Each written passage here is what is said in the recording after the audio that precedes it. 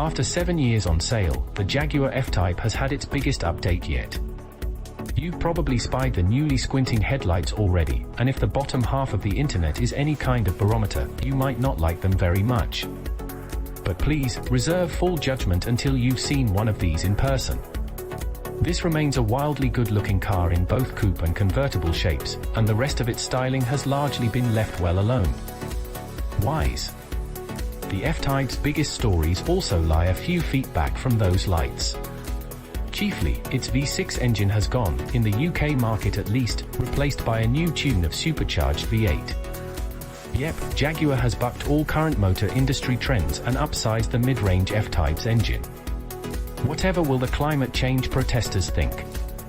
At least they'll be marginally appeased by the ongoing existence of the entry-level 4-cylinder F-Type P300, whose 296 brake horsepower 2.0-litre turbo engine continues untouched. Last year, it garnered 42% of F-Type sales, but Jag does expect the new 444 brake horsepower 5.0-litre V8 P450 to chip away at that share significantly. Sitting atop both is the also V8 567 brake horsepower F-Type R, which is the range halo now that the Wild SVR has gone off sale, but not before donating its engine tune and suspension components to the R.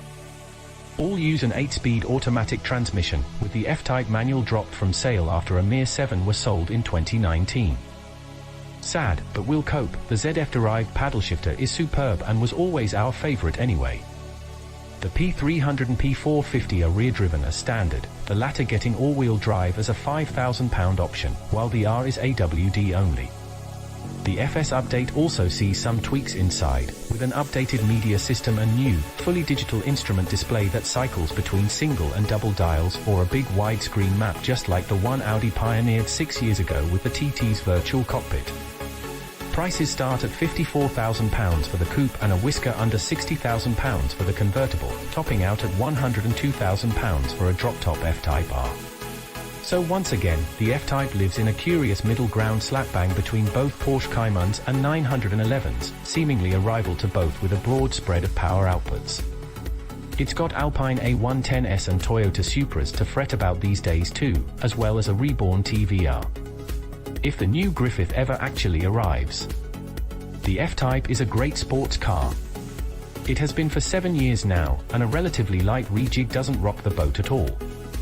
Great if you relish a mildly brutish coupe or cabrio with a large engine up front, less good if you want something stuffed to the gunnels with technology. It continues to sit in its own little segment, though, priced between Caymans and 911s while doggedly offering something a little different to both.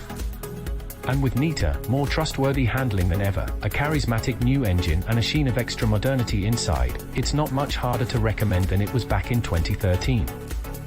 Whatever you think of those headlights. The big news is the arrival of the V8-powered P450, replacing both V6-powered P340 and P380 versions of old. Quite a task, given the latter was the absolute sweet spot of the F-Type range, way more character than the company car special 4-cylinder, and little of the unhinged madness of the larger V8s. In short, it's absolutely nailed it.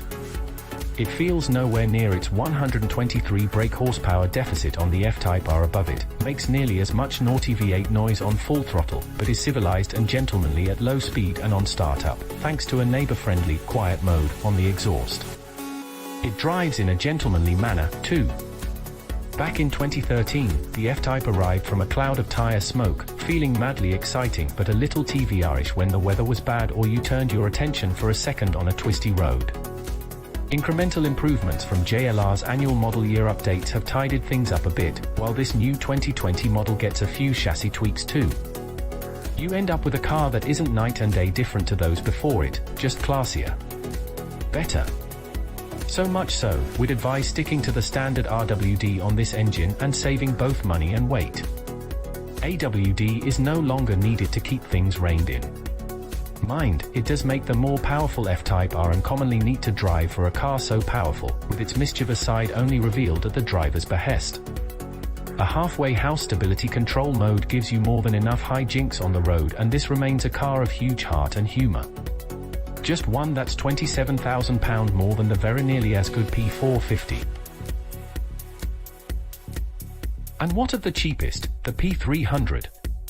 It's actually the neatest and lightest F-Type to drive, in objective terms, but even though its 2.0-liter engine is refined and pretty strong, it simply can't live up to its surrounding cast. You can drive the entry-level F-Type with the commitment of a hardcore hot hatch, but it's never a truly dazzling sports car.